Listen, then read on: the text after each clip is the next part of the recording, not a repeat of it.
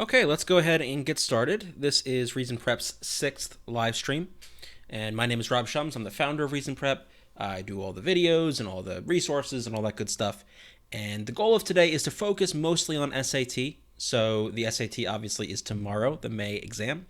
And so we're going to focus mostly on SAT. So I will take other questions, but I'm sure most of the questions I'll get, as has been pretty typical, will be SAT related. So if you would like to send me questions, go to, or send an email preferably to ask@reasonprep.com. And when you do that, all you need to do is, if it's an actual problem that you want to go over, please include an image if possible, and certainly include the answer so that I don't have to look it up, and when I do the problem, I know I'm doing it right, all that good stuff. You can also ask general questions, but try to make them as narrow as possible. So really broad questions like, how do I gain 400 points? Really hard to answer in any effective way, but the more narrow the question, generally, the better the answer that you'll get. So you can also ask questions in chat. That's totally fine.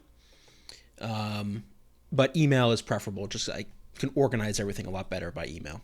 You can also ask questions in... Whoa. Okay. So let's go ahead and get started. I had some questions sent to me ahead of time, so we'll start working through those.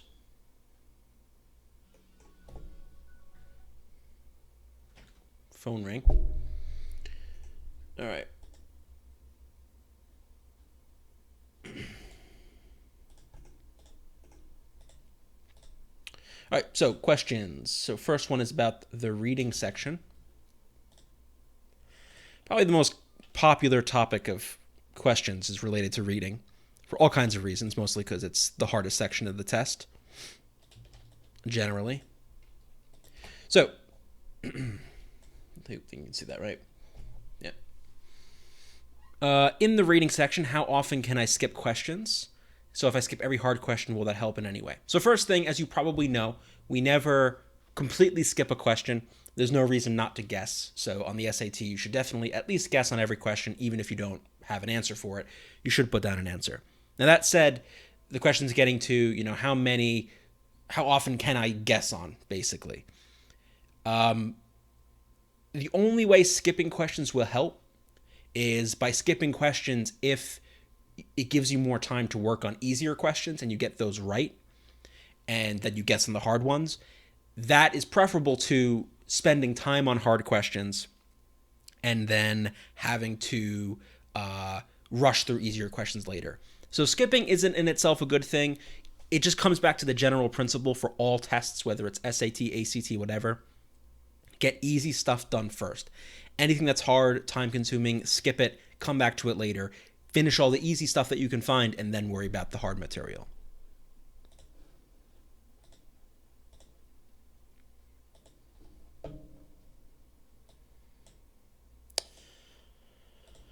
Okay, we have some math questions, which I will get into.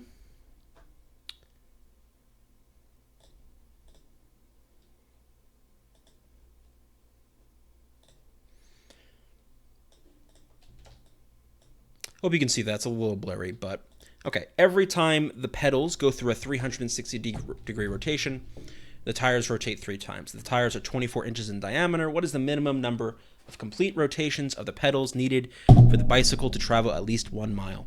So this is a question that's all about unit conversion, and you'll definitely see at least 1, if not 2, on the full SAT. And essentially what we need to do is see how many tire rotations or pedal rotations fit in 1 mile. And so I'm going to start with 1 mile. I'm going to make that feet because we're going to use that feet first. So what I want to first determine is, okay, if this is traveling 5,280 feet, what is the number of circumferences of this tire that can fit in 5,280 feet? So the first thing I'm going to have to do, let's convert this into feet. Whoa, this is 2 feet. And since the circumference is pi times diameter, this is 2 pi. So this is going to be the circumference of this wheel. So what I'm going to do with my unit conversion method is I put feet on the bottom to cancel out feet on top, and it's going to be 2 pi feet per 1 revolution. And then I also know that there is 3 for every 3 tire rotations, it's 1 pedal rotation. So I can say 3 revolutions for 1 tire rotation. And if you actually do this math, you should get the answer. So I'm going to leave it there just to save some time, but you should get the answer just based on that. So it's unit conversion. Very important topic on the SAT. And the method I like to use is something that you might have learned in chemistry if you've taken that. If you haven't, I teach it in numerous of my videos. So check out my channel if you want to learn more about this method. Okay, some chat questions, which we'll get to. What's the difference between a semicolon and a colon? So for more details on all of these grammar rules, I recommend checking out my writing course. It's on YouTube. I've got videos on semicolons and colons and everything. And I go through a lot of detail on this. So I'm just going to give you the basic rundown. Very, very simple rundown. As for the difference between a colon and a semicolon, there's a little bit more detail here, but this is the general rule. For a semicolon, the rule is you must have 2 complete sentences separated with a semicolon. You must have this. There's no, well, in real life, there's different situations where you might use a semicolon, but for the purposes of the SAT and the ACT, when you have a semicolon, it must separate 2 complete sentences. This is a rule you can take to the bank. And this comes up, I don't know, 5, 6, 7 times per test. So if you don't know this, you're going to feel some pain on questions like these. With a colon, the rule is you must have a complete sentence before the colon, but then literally anything can follow it. It doesn't really matter, grammatically at least, structurally, what follows it. It could be a word, it could be a phrase, it could be a whole sentence. All that matters is you must have a complete sentence before the colon. And that's the general breakdown, and that's the rule. And this will apply basically on every single question. Now, there's some nuance to this, but if you know these rules, these 2 right here, you'll do a lot better on semicolon and colon problems.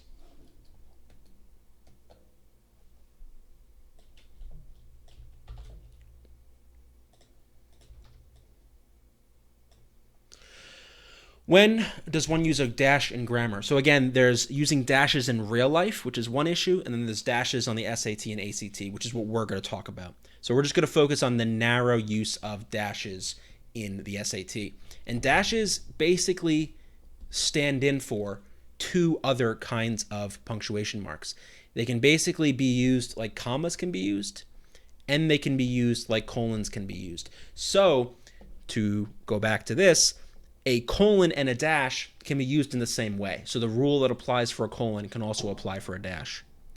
For commas, the way the dash can work is as a mechanism to set off what's called a non-essential phrase, basically extra information that tells you something about a noun in the sentence. So here's an example. You could have a sentence like this.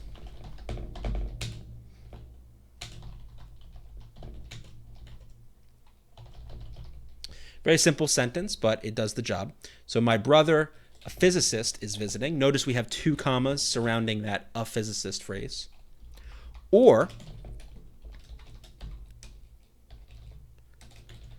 you could use dashes to do the same thing. This is what we mean by dashes and commas can be interchangeable in these situations. The main thing with dashes like this and commas is you can't mix and match. So I can't have, a comma here and a dash here, or vice versa. It's either comma, comma, or dash, dash, and they'll never make you choose between comma, comma, dash, dash because they're equivalent.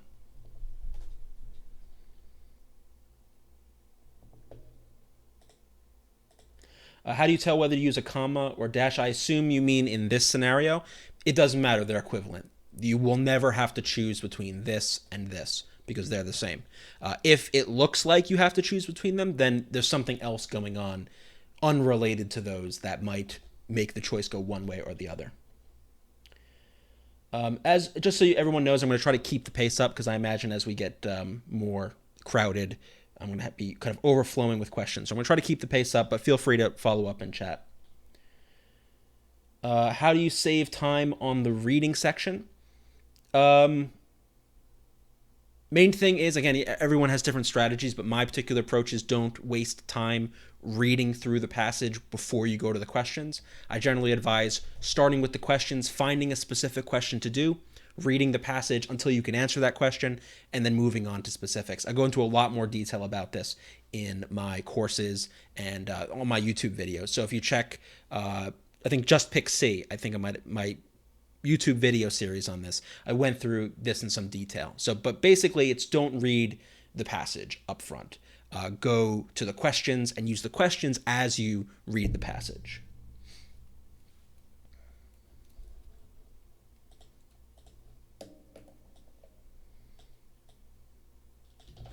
So we have a specific SAT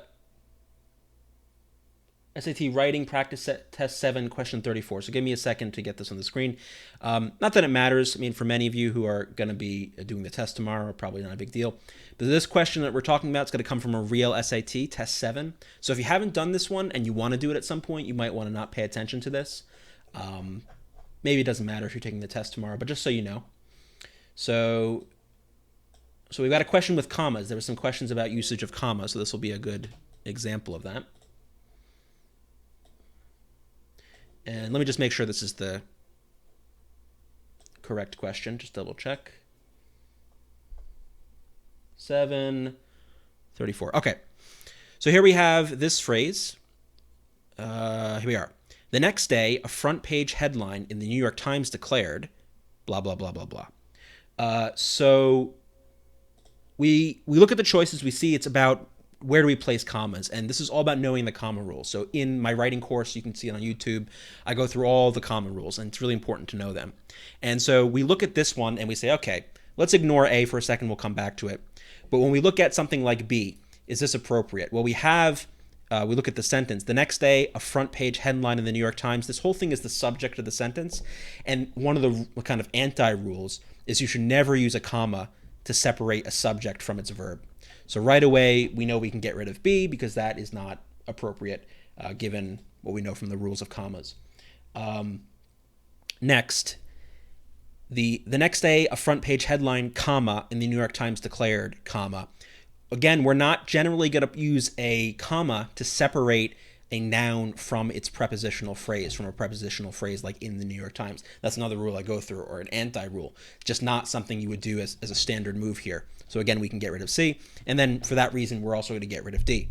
So why does the answer end up being A? Well, there's no reason to have any commas here at all. So essentially, in this question, this whole opening part of the sentence, all of this, is the subject of the sentence and declared as the verb. And we do want to have a comma here because one of the rules is you use a comma to introduce a quoted title or sentence. So A is fine, and we would go with that. So notice the analysis of this question is not based on breadth. That's the tips that often are given out, like read the sentence and notice where you pause. That can work sometimes, but it's very inconsistent. So the key is knowing the rules, knowing when commas are used, when they're not, and that's based on sentence structure.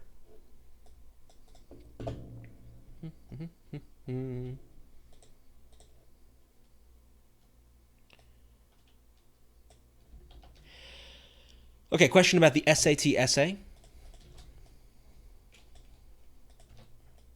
How long should you spend getting the rhetorical points for your essay and developing your essay? So I generally recommend when you're planning your essay, this would be reading the passage, finding the rhetorical strategies you're going to discuss, trying to comprehend it, coming up with a brief outline. No more than 10 to 15 minutes, leaning, if you can, closer to 10 minutes of planning, I think is a good rule of thumb. You do want to do some planning.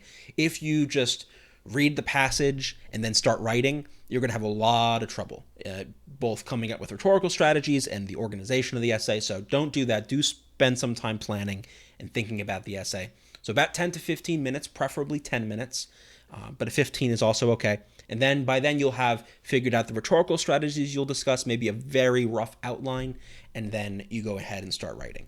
For more information on this, check out my SAT essay course. It's available for free on my site. There's a bunch of cheat sheets and templates there. So for more information on the essay, go to reasonprep.com and look for my essay course if you already don't have it.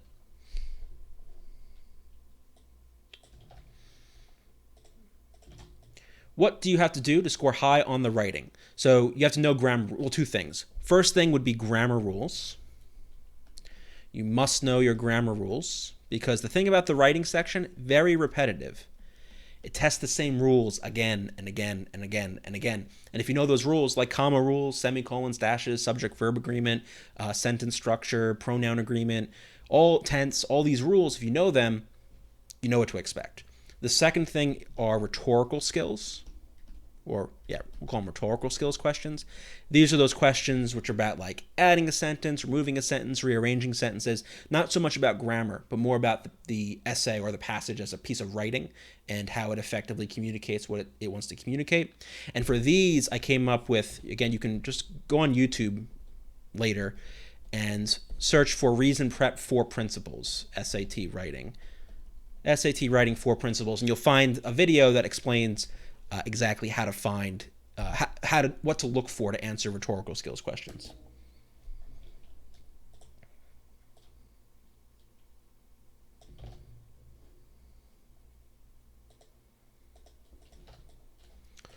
Kind of an ACT question, but it can be applied to the SAT as well for those of you who are trying to figure out when to take the test. Should I take the June ACT as a junior? I plan to prep over the summer, but should I take in June as a head start? So if you haven't taken the ACT or the SAT yet and you're a junior, I definitely would recommend taking it in June. You want to get at least one sitting under your belt just so you kind of know what to expect and so you get a baseline. If you've already taken the ACT once or twice, then it's more of a judgment call. Maybe I might still take it in June, but it really depends on your situation in that case. So if you haven't taken the ACT or the SAT yet, definitely do so in June.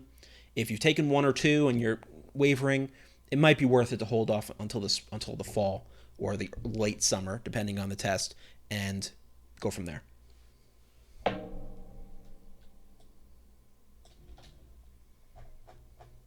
So a comment about writing. I always analyze the wrong thing on the writing. Yeah, so the thing with writing, as I was just mentioning, of the 3 sections, math, reading, and writing,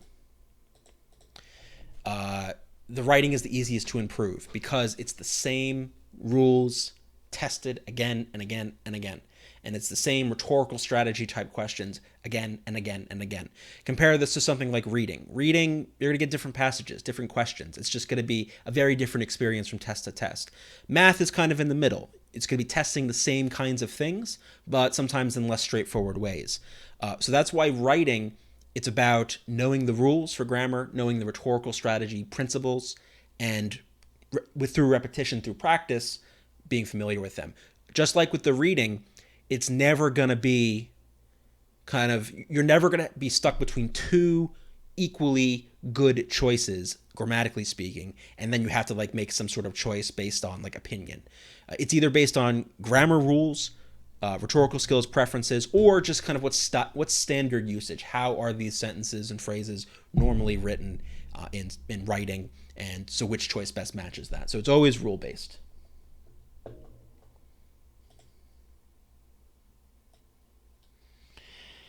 My SAT is in a couple hours. Any tips? Hard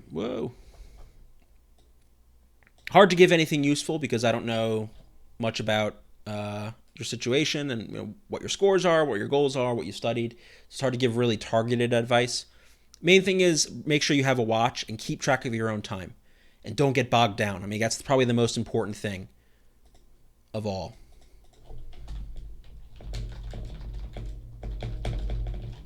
Don't get bogged down, keep moving. So you don't want to get stuck and hung up on questions. If there's a question in reading, writing, or math that seems difficult, you're not sure what to do, skip it, come back later. Don't sit in the middle of the test and get hung up on one question. That's going to be so dangerous for you later in the test if you're having issues with time. And just in general, it's bad for momentum. And a lot of times when you come back later and look at the question with a fresh mind, you'll notice something that you didn't the first time, and it can expedite the question.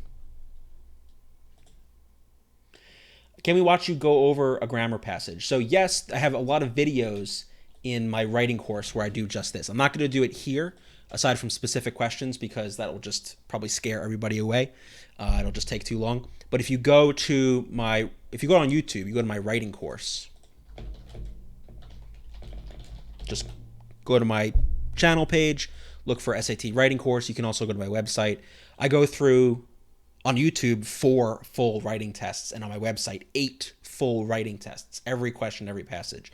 So I recommend checking that out. You'll see how I do that for the writing. I also have this for math and reading, but those are only available on my website. So you'll have to find information, how to get access to math and reading video solutions on my website.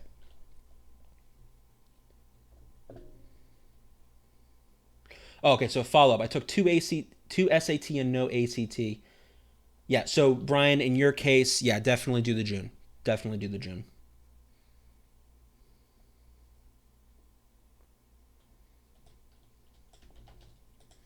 Question about SAT math.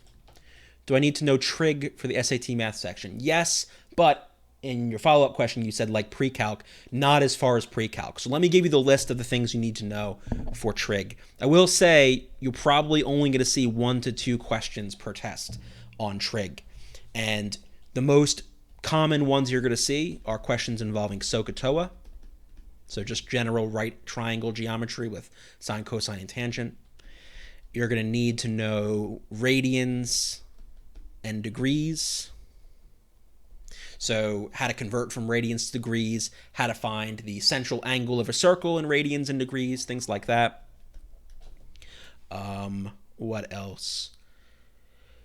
There's not much. It's very narrow. There's one other thing that I think is somewhat important. Oh, just general kind of unit circle and common angles stuff.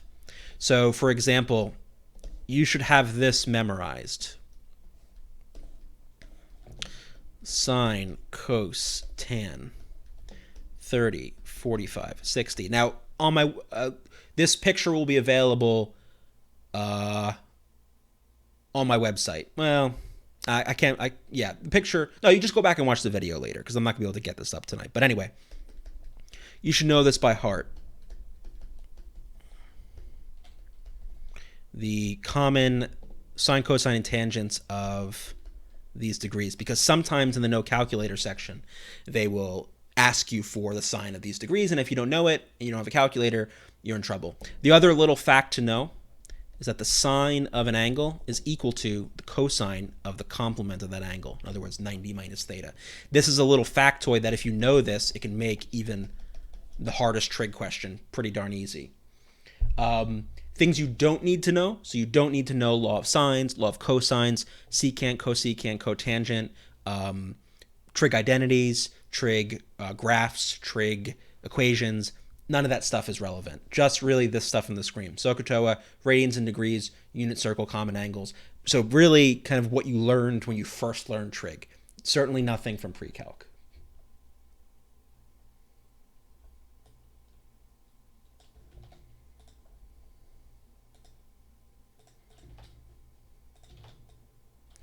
ACT question. ACT Science. I run out of time on ACT Science. I also seem to overanalyze passages, charts, and graphs. So you kind of answered your own question, sort of. This is the issue. Again, it's hard to know exactly what you mean by that, but I think this leads to a general point, which is that the questions, on average, are easier than you think. The ACT Science section is going to try to intimidate you with complicated terms and concepts, many of which you haven't learned before, some of which you might, but many you haven't. And they're going to make you think, except for a few cases, that you need to like understand the science in order to get the questions right. And in the majority of cases, that's not true. You can get the answer just by reading the figures and graphs, just by extracting a piece of information from the passage. On almost every single question, the answer is in the passage or the figures somewhere. You just have to find it. And the answer is usually actually simpler than you think. So the solution here is at what level should you be analyzing the passages / figures and graphs so that you don't overanalyze, but at the same time, you're not underthinking it. I will say you're much more in danger of overthinking than underthinking in most cases. So that's probably not the issue. I go into more detail on this in my ACT Science videos. Check my YouTube channel. Go to my playlists. I have an ACT Science playlist. I have a bunch of videos related to ACT Science. So if you want more information, check that out. So ACT Science playlist on my YouTube channel. So this is a question that doesn't really apply to the SAT. I'm just going to bring it up just so people know. Can you explain the remainder theorem? I'm not going to because it's not on the SAT, or really frankly the ACT. So I'm going to skip this one. So this is more of a question maybe for school than I would like to answer it, but I just want to get to some SAT, ACT stuff. I will say for the purposes of this conversation, it's not on the SAT, it's not on the ACT, so you don't have to worry about that.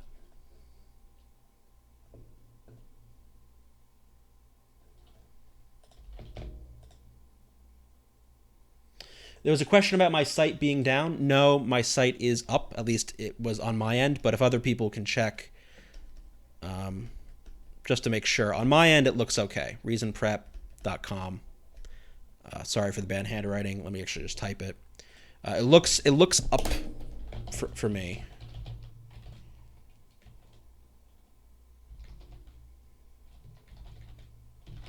So if y'all want to check, just to make sure, but it looks like it works for me.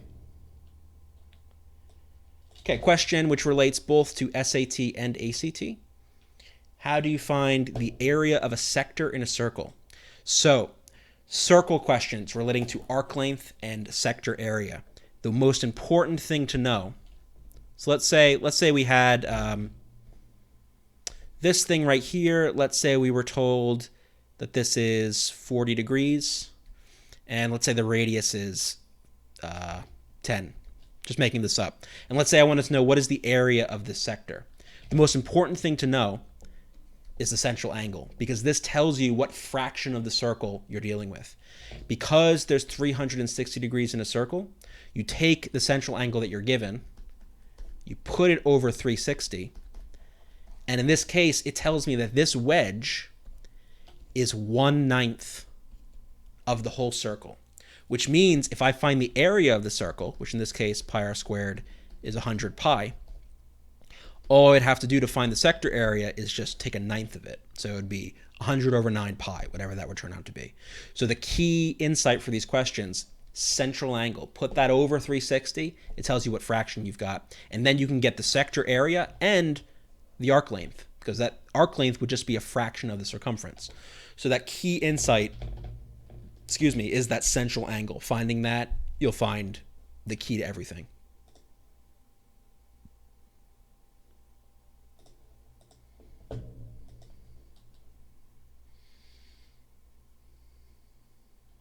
Oh, wait, let me... Just checking something out quick. Yeah, still not having any problems with my site, so I'm gonna double check. What is that? The 30, 60, 90 triangle side? So I'm assuming you meant this. This is the sine, cosine, and tangent of 30 degrees, 45 degrees, and 60 degrees. The 30, 60, 90, and 45, 45, 90 triangle sides, they're in the front of the test. So on the SAT, in each math section, you're given a formula bank. And as part of that formula bank, you're given the sides of the right triangles, 30, 60, 90, and 45, 45, 90. It's useful to have for sure, and this is actually related to it, but this is a little bit different. This is knowing what the sine, cosine, and tangent of these angles are. It is related to these triangles, but we can really also see them as separate things for the purposes of what you should memorize.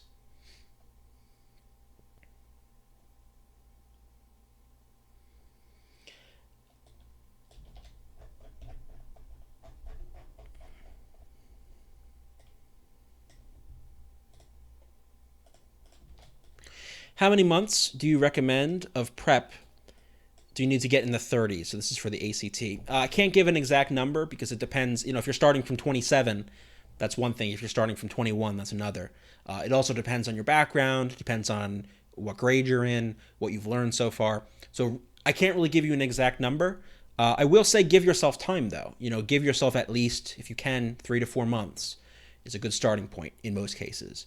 So we can say, start with 3 to 4 months, if you can. That would be the ideal. But the more time, the better, because it just makes it more of an enjoyable learning experience and more effective because you can spread it out over time.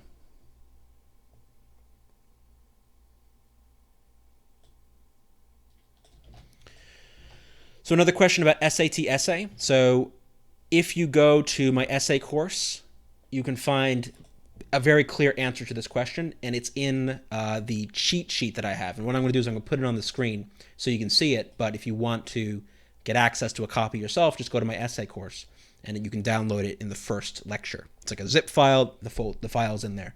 It's called SAT essay cheat sheet. And so here would be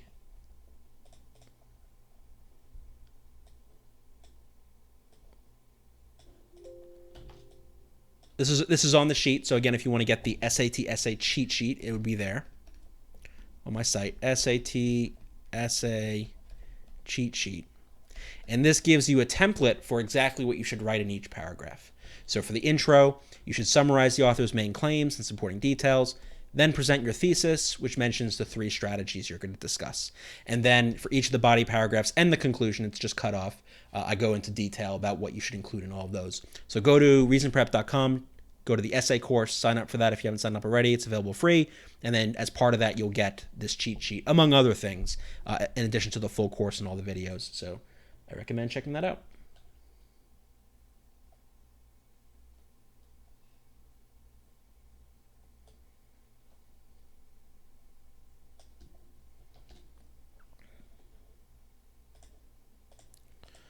All right. What formulas and equations do I need to memorize for the SAT math section? So this is on top of the ones that I do have up front, which I just showed you. Here are some additional ones you want to know. Slope formula. So y2 minus y1 over x2 minus x1. Quadratic formula. So negative b plus or minus b, the square root of b squared minus 4ac all over 2a. You want to know that. The discriminant. So this is b squared minus 4ac, and then what the 3 scenarios mean. So when b squared minus 4ac is greater than 0, equal to 0, less than 0. What else? Midpoint formula was probably useful to know. Vertex form of the parabola. Formula, a standard equation of a circle.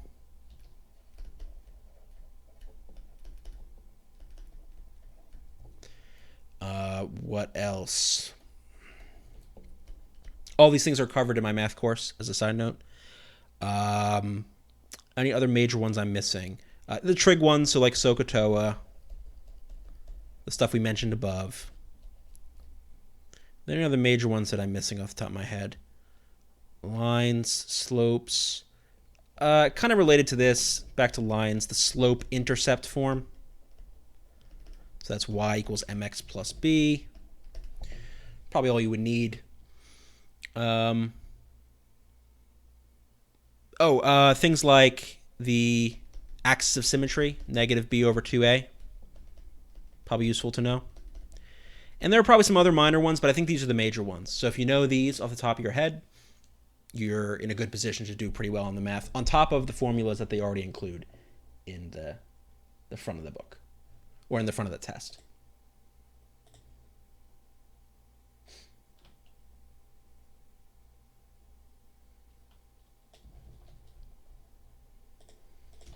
Okay, SAT. Same type of question, but this for the SAT. Whoa.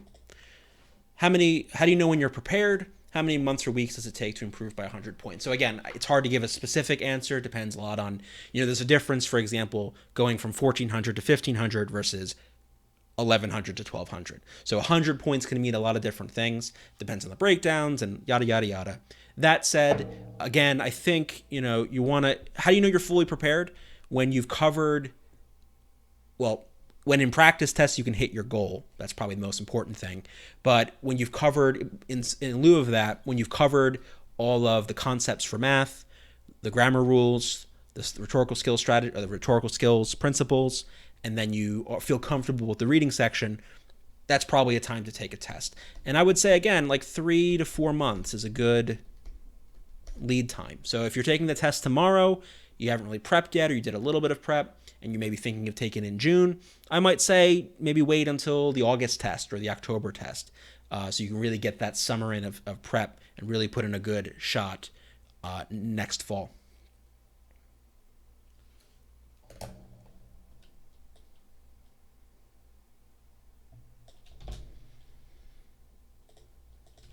Okay, another question about SAT. What's a good number of times to take the SAT, and can you super score, or will colleges just see all your scores? So the number of times to take it depends. Again, I hate to keep doing this, but it really does depend on your situation. I'd say a good target is 2 to 3. I think most people probably take it closer to 3. Most people who are looking for a competitive score, at least. So 3 is a good target generally. Whether or not you can super score or whether colleges will see all your SAT scores, it depends on the college. Every college has their own policy. In the end, it doesn't really matter. Don't freak out too much about, oh, I had a really bad SAT score the first time I took it.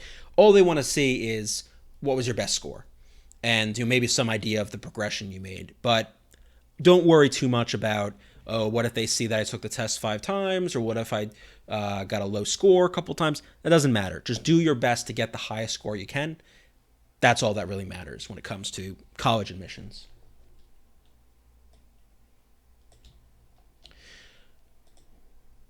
This question is about the ACT, but it also applies to SAT as well. So I'm going to address it for both. So should you retake the same SAT or ACT until you know how to do every single problem? There's a certain merit to this. I think redoing questions and tests occasionally is a good idea, but the majority of your practice should be with new problems for sure. But there is a value to retaking tests. Not that you pay any attention to the score if you retake it, of course, but if you do a test and you get a math problem wrong, and then a month later you take that test again or you do that section again and you get the same math problem wrong again, that's a sign to you, okay, something is still missing. So retaking the test can be a great idea, but not all the time. Don't just sit with the same test doing it again and again and again. You want to focus mostly on new material and then occasionally on redos of tests.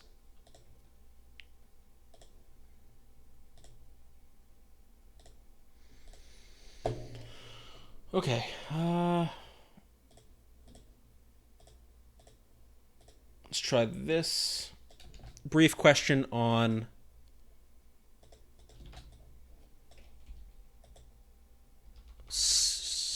actually, I'm going to address this one directly by email. So if you asked a question about subject tests, I'm going to email you directly about that because I don't want to confuse people. Since most people are here are doing SAT, I don't want to be super confusing and do.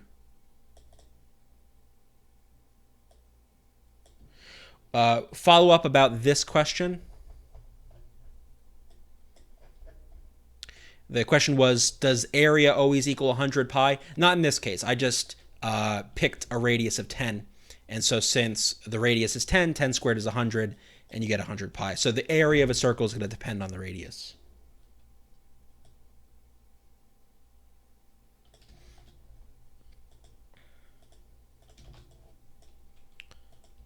Question about writing. How to identify double negatives in reading and writing. So they don't really do double negatives. I don't think I've ever seen a double negative question. And if there was, it's very rare on the writing.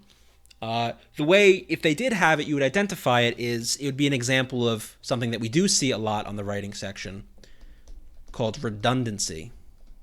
If you have a choice that is repetitive, it mentions something that's already been mentioned elsewhere in the sentence or the paragraph, that's a sign that it's redundant. And almost always, well, pretty much always, you're going to get rid of that. It's not going to be the answer. So that's one thing to look for. Look for redundancy. Look for wordiness. Generally speaking, all things being equal, the shortest choice is better. You don't know how many times when you're doing a question it ends up being the shortest choice that's the right answer. Now, I don't want you to think just pick the right answer or pick the short answer no matter what, because sometimes longer choices are better, but as a general trend, shorter is better. So that could help you navigate through some choices. As for other potential tricks, it really comes down to knowing the grammar rules. They're not really trying to trick you. It's all about knowing the rules, knowing the principles for rhetorical skills questions. All that's covered in the writing course that I have for free on YouTube and on my website. So for more details, check on that. But they're not really trying to trick you so much in the writing. Maybe a bit more in the reading. but that's a different situation.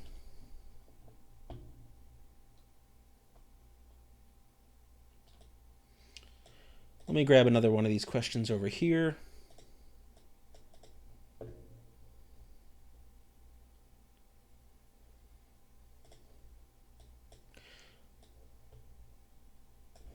So again, sorry that if it's blurry, if you can't see this, but okay, so Christine is riding in car 4 of the Ferris wheel. It's right here, which is 84 over pi meters from car 8. So that's telling us that the diameter is 84 over pi. Diameter 84 over pi. The Ferris wheel is rotating in the direction indicated by the arrows. If each of the cars are equally spaced, what is the best estimate of the number of meters in the distance through which Christine's car will travel to reach the bottom of the Ferris wheel before her car returns to the same position? Wording is really confusing. This question, I believe, comes from like a Princeton Review book, and sometimes you get weird wording of the questions, which you would never really see on the test. What is the best number through which to travel to reach the bottom of the Ferris wheel? Okay, I guess, all right. So basically they want to know, this is actually related in some sense to what we just looked at with central angles. We want to know essentially this arc length. So what we need to do is determine what fraction of the circle this represents, and therefore what fraction of the diameter, or what fraction of the circumference it represents. We know the diameter is 84 pi. So since circumference is pi times diameter, we're going to get a circumference of 84. So what we need to figure out is what fraction of the whole circle this represents. And since this has been divvied up into 1, 2, 3, 4, 5, 6, 7, 8 triangles, this represents 1, 2, 3, 4, 5/8 of the circle. So 84 times 5/8 will tell us how much distance we have here. So 52.5, that's choice B. Is that the answer? Yes. So this is a great example of what we were just talking about with that 100 pi thing.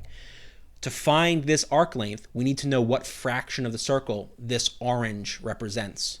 And since this was 5 out of the 8 triangles, this is 5/8 of the circle. So we multiply that circumference by 5/8. Very standard, hard, but standard question you might see as a hard question related to circles on the test. Probably too hard, honestly, from what I've seen on recent tests.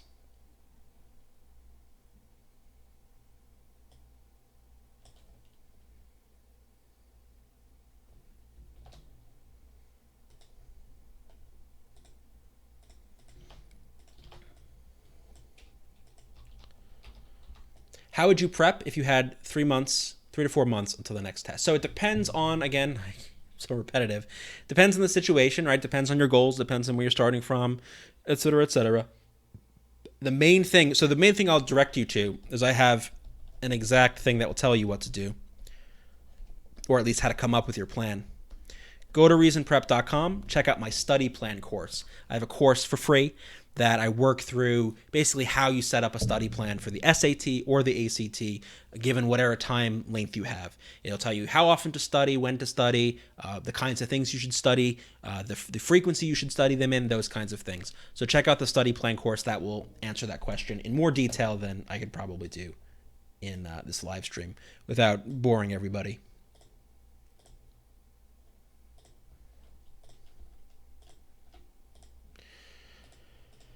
Okay, how are we doing? Okay. How to focus during the SAT test. So, a few things here. Part of it is practice and experience. I don't envy students in your situation, you guys growing up in this environment. So, I took the SAT back in 2001, literally 16 years ago. And it was very different. We didn't have cell phones, we didn't have internet, wasn't as much of a thing as it is now. Not as many distractions. Not that we didn't find distractions, but the media environment you guys live in today, it's made me a distracted mess. So I can only imagine how many of you might feel. And so the challenge with the SAT is you got to sit in place for 3+ hours doing the test. And that is hard to do for anybody, but especially in these circumstances. So part of it is practice, part of it is focus, practicing that focus, which you could only get by doing full practice tests timed. So that's the main thing.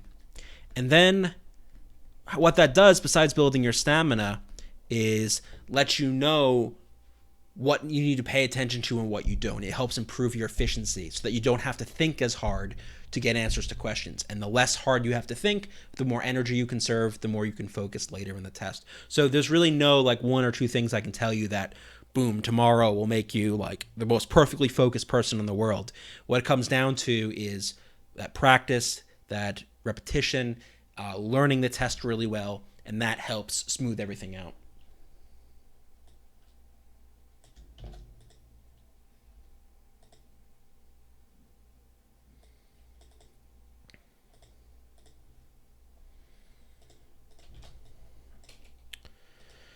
I'm a very slow worker. Do you think doing many ACT practice tests would help me improve my time management? For sure. Just like, this is related to the last question, right? So this is true for both SAT and ACT. Doing practice tests can help you with stamina, with focus, can help you just get familiar with strategies. So absolutely doing practice tests is important for time management and for just getting questions right. The one thing I would say is don't just do only practice tests. I think the biggest mistake that students make prepping for both the SAT and the ACT is just doing practice test after practice test. Like full tests. So if you do practice test and then maybe check your answers a little bit, and then you do another practice test, and then maybe check your answers a little bit, and then another practice test, and you check your answers a little bit, that's not the best way to approach things. Practice tests should really be done maybe maximum once every 2 weeks. Once every 3 weeks is probably better.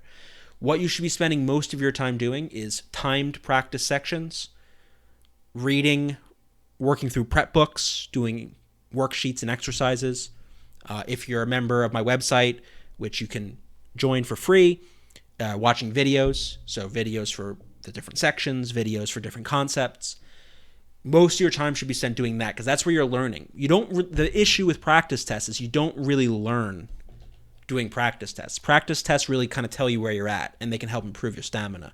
You're not really going to learn as much doing a practice test. Where you learn is, reviewing your answers, reading books, going through prep books, doing exercises, watching videos, doing tutoring, doing classes. That's where you learn. So practice tests should only be once in a while to make sure that you're on the right track, you get a score, you know where you're at, things like that.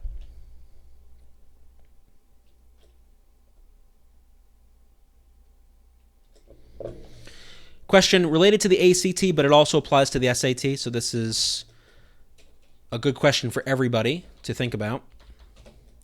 If there is a question that takes a while to work out, is it worth it on the ACT to take your time and work it out, or make your best guess to be time conscious? More so the latter, and I would just kind of add to this, like maybe the third option is skip and return later. Especially on the ACT where time is much more time pressure than it is on the SAT, but even applies to the SAT. Again, I think I mentioned this earlier, but it's so important, I just want to reiterate it. Spending time in the middle of a test working on a hard problem that you have to spend time and effort figuring out is a bad move. Skip it, come back to it later. You want to get all the easy stuff done, then worry about the hard stuff at the end. A lot of times people will say, well, wait a minute, I need a lot of time to finish the problem, so I want to do it like in the middle of the test so I have enough time. Well, yes, but your time is not your time is not infinite. You are taking time away, potentially, from easy and medium questions. The big thing you want to avoid, and I talk about this a lot in my videos, I call it the doomsday scenario, is let's say you're doing a SAT or ACT science section, and let's say this is number 12, which is the middle of the section or something, and let's say it's really hard, and let's say you spend 5 minutes on it. And because you spend 5 minutes on it, you don't have enough time to finish the section, and you have to guess or rush on easies and hards. And let's say, for the sake of argument, you still get this question wrong. So what have you done? You have now spent 5 minutes on a question that you've ended up getting wrong anyway, and now you've had to rush through easy and medium questions later and get those wrong too. That is horrible, right? That's a terrible outcome. You don't want that to happen. So you have to identify, oh, this one actually seems hard. I'm going to circle it. I'm going to come back later. This is the core of time management. This is the core of being efficient. And so you want to get in the habit of doing that.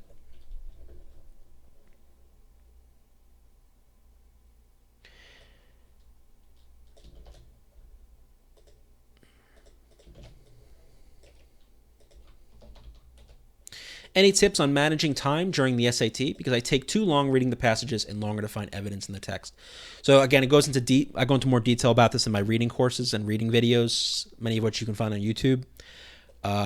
But this is probably the issue. You should be focusing more on questions. You shouldn't be spending a lot of time reading the passage before you go to questions. You want to go to questions first.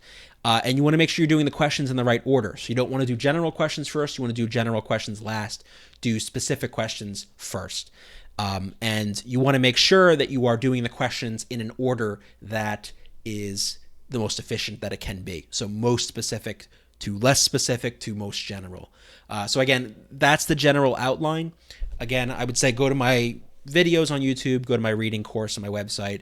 Plenty more information there on this. But yeah, don't worry so much about reading through the whole passage. Focus on specific questions and then general questions.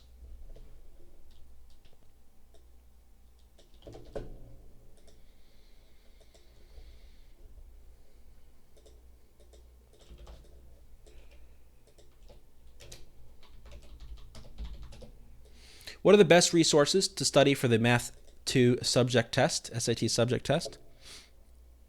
And should you take subject tests on the SAT if you're taking the ACT? So I'll answer the second question first because that's easier to answer. It depends. You have to look at the colleges. Some colleges say if you take the ACT, you don't have to take subject tests. Other colleges want both ACT and subject tests. Other colleges don't want subject tests at all, no matter what. So it depends on the college. So check with the colleges that you might be applying to get an idea of what they would expect. In many cases, though, if you take the ACT, you don't have to take any subject tests. But again, it depends on the college, so check with them. As for the first question, best resources for Math 2 subject test, this would also apply to Math 1 and chemistry. The most important thing to get is the official guides. They have official guide from the College Board for Math 1 and Math 2 and for chemistry. You absolutely want that because that has a couple real tests in it from each test. So that's important.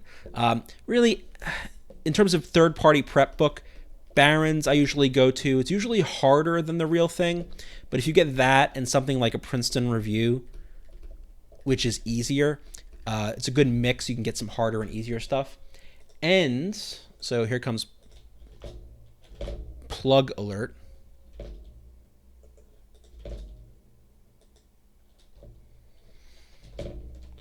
I have some resources on my website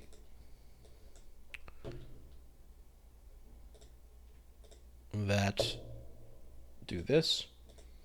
So if you go to my website, reasonprep.com, members.reasonprep.com, if you just change the category to SAT subject tests, I have courses on SAT chemistry, Math 1 and Math 2. I also have a bundle. If you're doing both, like let's say math and chemistry, you can get access to these here. Basically, I go through a lot of practice problems, basically review these very quickly, kind of like a crash course for both chemistry and Math 1 and Math 2. So obviously, I would recommend that. But if you're looking for something more in terms of books, then the official guide is an absolute must. Barron's, Princeton Review, third-party stuff just for the content review is good. And then maybe a mix of like a Barron's and a Princeton Review is perhaps a good way to go.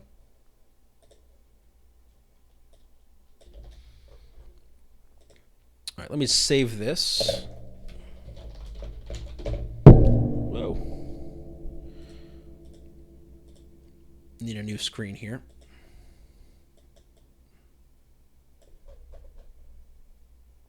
Okay, next question.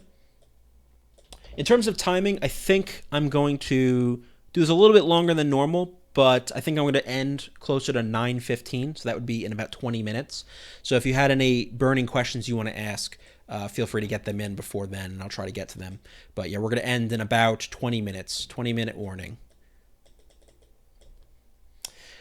Are complex passages to be attempted first or last? This is a Easy question to answer last. You definitely always do harder passages, more complex passages last. So for the SAT reading, this would most likely be history passages, dual passages, and maybe fiction.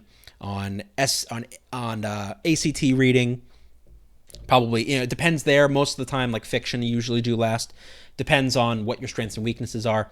And then same thing with ACT science. Do shorter passages first, harder passages, longer passages later.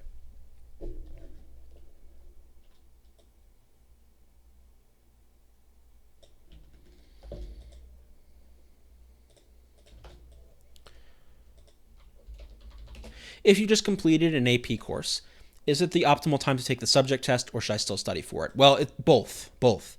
So you definitely, like, let's say we're talking about chemistry, just as an illustration. Let's say you're taking AP chemistry and you're going to take the subject test. You definitely want to take the subject test close to when you finished your AP test. So that would either be May, which may be a tough slog because you're studying for the AP at the same time, or then perhaps best option would be June. So you definitely want to take it sooner rather than later, but you also want to study for it because there is differences between the tests, AP chemistry, subject test in chemistry, your math class and math 1 or math 2, physics, biology, literature. You want to get used to the test format and the test questions. You definitely should study for it, even if you've taken an AP. An AP is going to really prepare you very well. But you want to get experience with the tests because they can be weird. Like the subject test in chemistry, for example, is pretty weird compared to the AP or probably any test you've taken for it. So you want to get used to the format, the question types. For Math 2 and Math 1, you want to be familiar with the content and the things you have to learn, which you may or may not have learned in pre-calc. So definitely take these closer to APs and also definitely do some prep for them as well.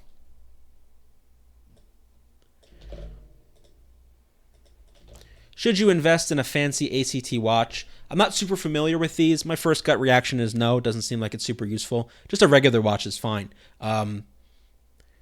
You should know, like, here's the thing. The problem with an ACT watch, which I'm guessing tells you, like, how many minutes, I don't know, whatever it does. You should know the test and its structure well enough that you know what your timing should be like, right? If you're relying on a watch to tell you things, I don't think you know the test well enough. So I think just get a regular watch and learn the test and know, okay, for the English section, I have 45 minutes and I have to do it in this timing. For the math, I've got 60 minutes. For reading, I have 35 and so on, right? Know the test rather than rely on a watch. I don't know, maybe there's other benefits to it. I would imagine I would be careful with that because they might take it away thinking it's a kind of cheating implement or something. I'm taking both Math 1 and Math 2 and submitting the scores that is higher. Is that a smart move? Generally speaking, for subject tests in math, if you're able to take Math 2, I would focus 100% on that because, frankly, Math 1 is not super useful. It's in a weird position because really competitive students are going to take Math 2, and then students who aren't going for the most competitive schools probably don't have to take subject tests at all. So it's like Math 1 doesn't really have much of a place. So I would say if you can, focus more on Math 2, try to nail a good score on that. And a good score on that would be anything above a 700, preferably 750 plus. If, though, like you're not sure about how you're going to do on Math 2 and you want to try Math 1, then doing this might work, except for the idea that they may require you to submit all your scores, and in that case, you'd have to send everything. Again, just like with the SAT, I wouldn't really worry about if one of your scores was like really low.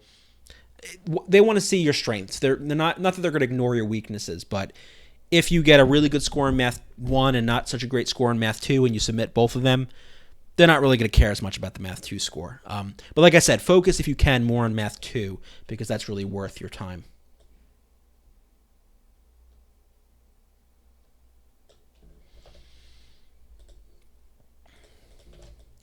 So I'm going to turn this question back at you.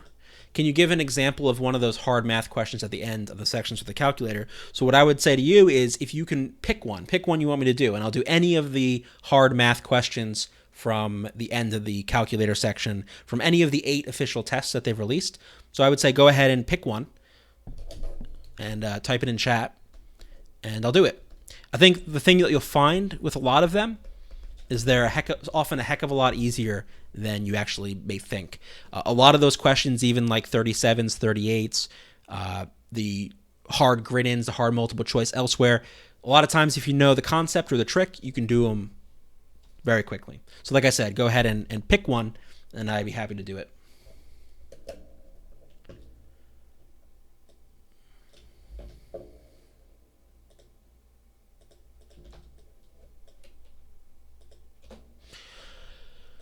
What should you do after you completed all 8 ACT practice problems from the red books? Okay, so there's 2 red books out there. One has 5 tests, one has 3. Go to one thing you can do if you haven't already. Let me get the link. Let's see. What did I call it? Is it practice? Yeah, here it is. So if you go to this link,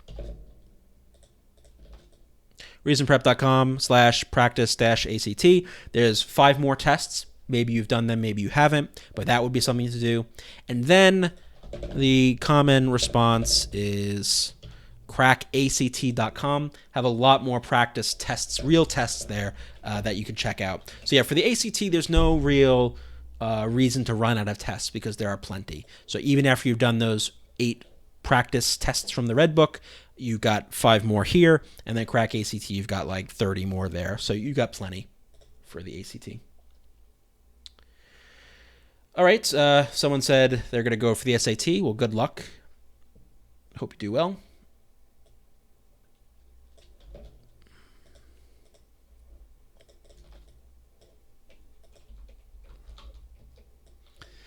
I end my prep the end of June. Should I apply for my last SAT exam this June or study the summer and take it in August? Depends on, obviously, how well you do when you... I guess by end of your prep, I guess you mean you're taking a class? Is that the issue? So you're doing tutoring or class? If that's the case, you should definitely take it in June. And if you have the ability, do it also, if you need to as well, for the summer sitting, the August sitting, or October. Again, it depends on your situation and financial situation and study schedule and things like that. But if you can do it in both, that would be ideal potentially. The one thing I would say about the August sitting, which I believe is only available in the United States, I just read an article today that's filling up really quickly. So if you're planning on taking the SAT August 26th, it's their new sitting for that, make sure you sign up like now, because there's not as many testing centers as they're going to need to fill the demand, because I can guarantee you that's going to be an insanely popular test for good reason, right? Being able to study the summer and then at the end of the summer take the test, rather than study the summer and then have a month to wait for the October test and get back to school and kind of maybe forget everything if you're not careful. So obviously the August test is superior. Make sure you sign up for that one if you're interested in it, because really useful. If you are a junior, if you're going to be 11th grade next year, don't do the August test for 2 reasons. Number 1, you're probably not ready. Number 2, you're taking it from a senior who really needs it. So if you're a senior next year and you're interested in the August test, sign up. If you're a junior, I don't recommend it. If you're going to do one like October or the winter. You've got time. No need to rush.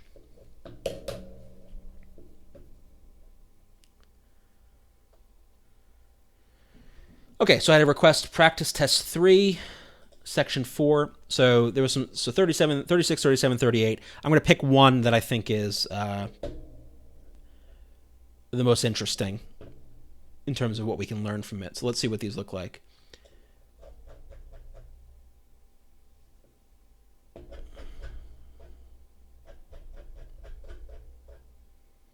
Yeah, I'll do 37.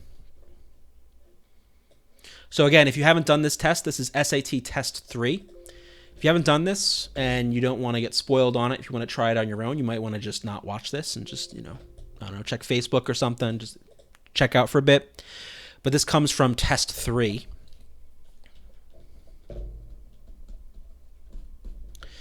And let's see what we've got here. So a lot of words, which is why this one might be somewhat intimidating. So we're given an equation in the beginning. If shoppers enter a store at an average rate of R shoppers per minute, and each stays in the store for an average time of T minutes, the average number of shoppers in the store N is given by this formula. And then we kind of given an example of how this works out, how they use these numbers to calculate N. So let's look at 37. Little's law can be applied to any part of the store, such as particular departments, blah, blah, blah. The store owner determines that during business hours, approximately 84 shoppers per hour make a purchase, and each of these shoppers spend an average of 5 minutes in the checkout line. So let's stop there. Let's assign these numbers to variables. So 84 shoppers per hour. Notice R is shoppers per minute in our equation. We know this is 84 shoppers per hour. So my R, don't make it 84. We have to make this shoppers per minute. So what I'm going to do is I'm going to divide 84 by 60 because there's 60 minutes in an hour, and this will tell me how many shoppers per minute I have. So 84 divided by 60 gives me 1.4. So that means my R is going to be 1.4 shoppers per minute. They spend an average of 5 minutes in the checkout line. So that would be T, how much time they spend. So T is 5. And we want to know at any time during business hours about how many shoppers on average are waiting in the checkout line to make a purchase. So essentially what we're looking for here is N. So I have R and T. So to find N, I would just plug it into my equation. So I would do 5 times 1.4. And so you put that in your calculator and you would get something like 7.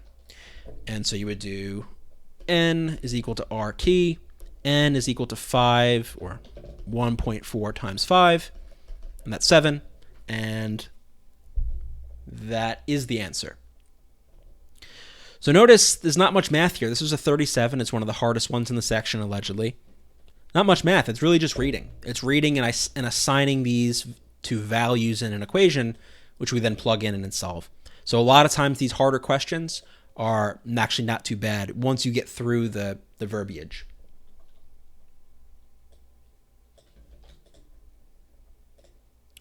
So for this question, I actually answered this in a recent live stream. So I believe it's live stream number 4. Let me check that actually. So if you go to my YouTube channel,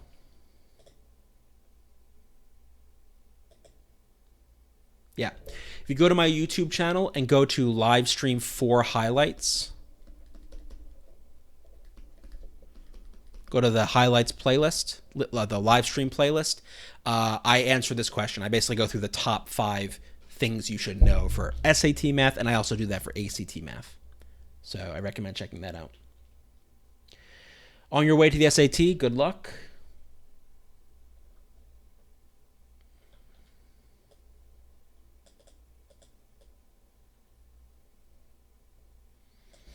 So a question about study plans for ACT. And I'll add on this tag right here.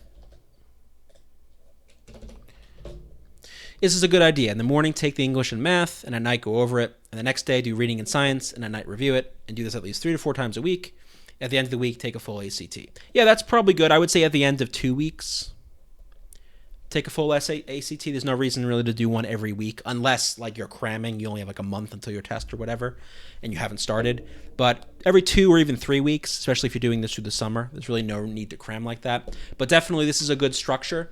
To this, I would add, if there's any prep books you have that you're working through, worksheets, if I can spell, worksheets. If you're taking any classes, you probably get homework for that. Videos, so particularly the ACT videos I have on my website, you could use to help you prep. So yeah, this would be a nice foundation.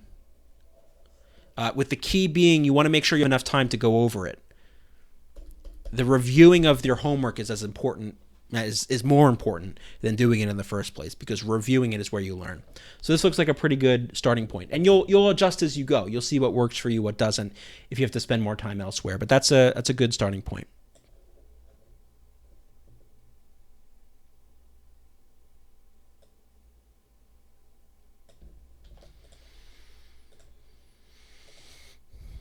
Just so everyone know, we got about a 5-minute warning, so I'm going to try to answer the last questions rapid fire. We are going to have another live stream next week. Obviously, won't be much use for those of you who are taking the SAT tomorrow, but if you're taking the SAT again, you obviously will be prepping for it. So we'll have more live streams later. But is no calculator or calculator part normally requiring a faster pace? If you look at the questions per minute, if I recall correctly, the no calculator section, we can actually just calculate this quickly. I don't remember off the top of my head. So for calculator, it's 20 questions in 25 minutes. So, whoops. I'll do 25 minutes divided by 20. So it's 1.25 minutes per question in the no calculator, and in the calculator, 30 minutes per question. So it would be 55 divided by 38. In the no calculator, it's 1.44. So the fact that you've got less time per question in the no calculator and the lack of the calculator and just people's general experience would probably tell me that the pace is a little bit rougher in the no calculator section. Pace is reasonably brisk in both, but I think it is a little worse in no calculator. Though, again, your preferences and experiences may be different. What do I know about Sophie Davis? I don't know anything about Sophie Davis because I've heard they need both ACT and SAT. Interesting. I have never heard of... let me see something. I'll just look this up. I didn't think you needed both. That would be surprising to me. I wonder if you're getting it from... I just Googled like Sophie Davis, and I don't know if you're getting it from this, where it says like SAT and ACT scores, almost implying that you need both. My guess is that you don't, because that wouldn't make much sense. Usually it's one or the other. I would just check with them. Email them, call them, ask them. My guess is you won't have to actually send both, regardless of this ambiguous language, which makes it seem like you need both. I would guess you wouldn't, but like I said, check with them. Maybe it's different because this looks like it's a biomedical education program. BSMD. So it's like maybe if it's a BSMD, maybe it's more rigorous. They might require it. Like I said, I would be surprised. So almost certainly, I think you're only going to need one of them, but give them a call or an email.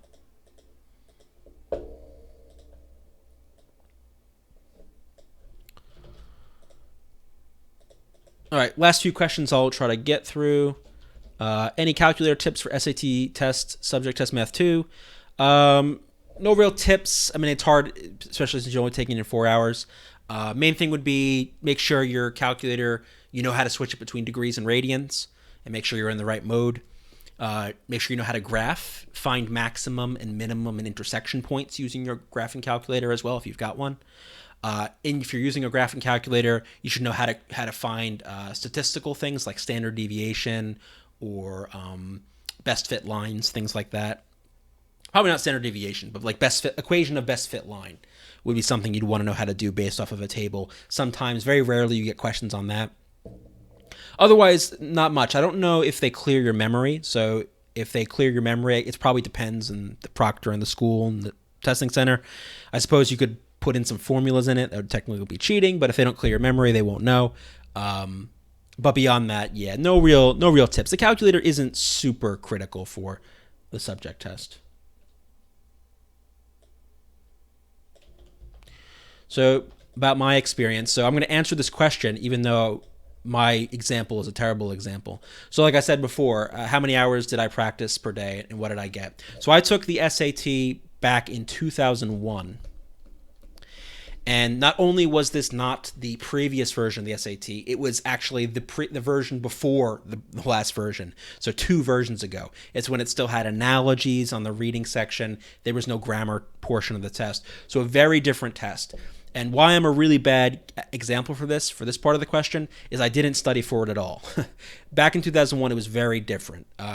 Things were competitive, but it's much more crazy nowadays. So much more competitive. People prep all the time. People take the test more than once. So I took the test once, and I didn't study for it at all. It was out of 1600 at that time. I got a 1410, which was a 710 math and a 700 verbal. And I was done. I was like, okay, that's good enough. And that was it. So I'm a really bad example because I didn't prep. I didn't do anything. If I could go back in time, I would have prepped because I know I definitely could have gotten this score up because this was just going in winging it. So don't take my example because my example is bad. I will say, as a general guideline, 1 to 1.5 hours per day, 5 days a week is the gold standard, especially when you're not doing practice tests. If you can manage that, you're good to go.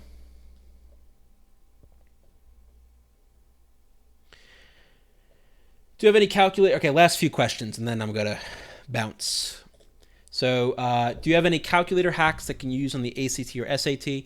I don't, but I'm sure if you, it's just not really my thing. My thing is it's much better to know the material and know it cold, because there are certain questions where the calculator won't save you no matter what hacks you have.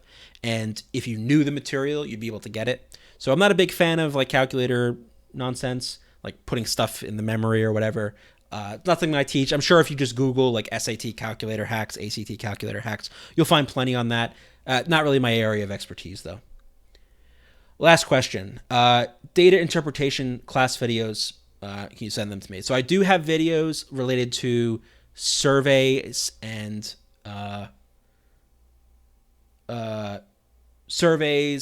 data representation, data interpretation, things like that. I assume you mean for the math of the SAT. So I do have those videos. There should be some maybe on YouTube.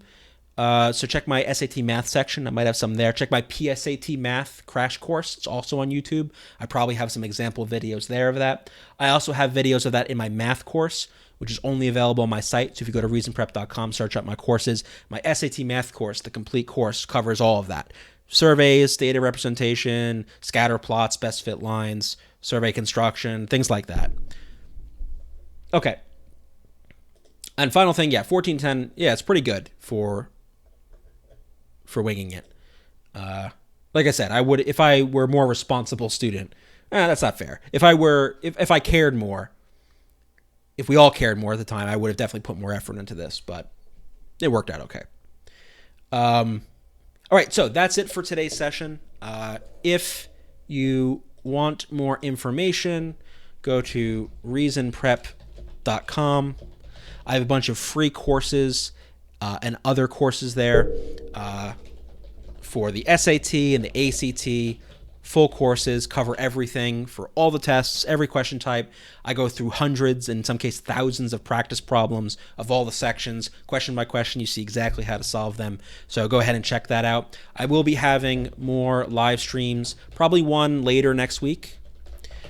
Same time, not same time, but sometime later next week. If you're subscribed to me on YouTube, if you're in my Facebook group, or if you're on my mailing list, you will get an email or a contact about that, so you'll know exactly when I'm having the session.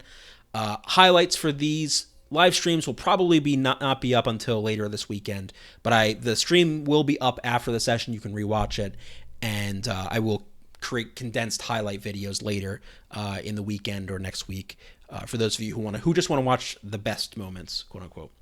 So thanks so much for watching. For those of you who are taking your test tomorrow, good luck. Let me know how it goes. I hope you get 1600s. And for those of you who are still studying for the test and are going to be studying for the June or later, I'll see you all next week. So thanks so much for watching, and good luck.